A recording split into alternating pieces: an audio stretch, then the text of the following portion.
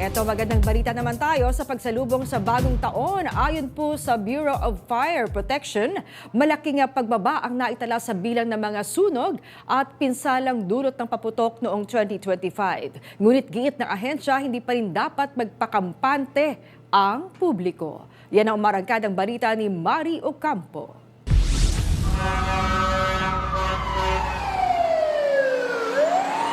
Malaking pagbaba sa mga sunog na may kaugnayan sa paputok at pyrotechnics ang naitala ng Bureau of Fire Protection noong 2025.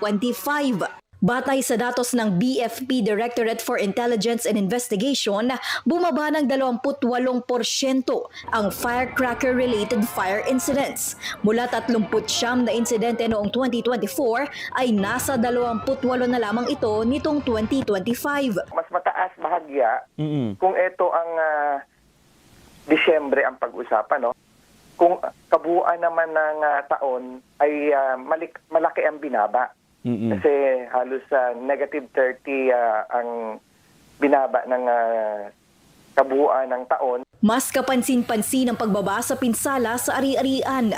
Mula sa mahigit 210 milyong pisong halaga ng damages noong 2024, bumagsak ito sa 62 milyong piso noong 2025.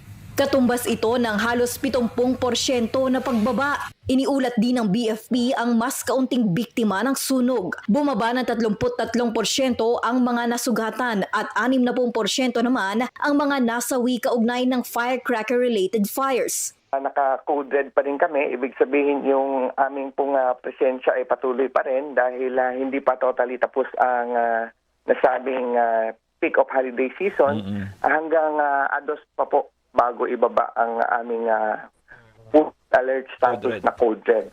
Ayon sa BFP, malaking tulong ang mahigpit na pagpapatupad ng Oplan Paalala Iwas Paputok, kasabay ng mas aktibong information drive ng mga lokal na pamahalaan at fire station sa buong bansa. Paalala muli sa publiko na iwasan ang paggamit ng iligal na paputok at maging maingat sa mga electrical appliances upang tuluyang maiwasan ang sunog.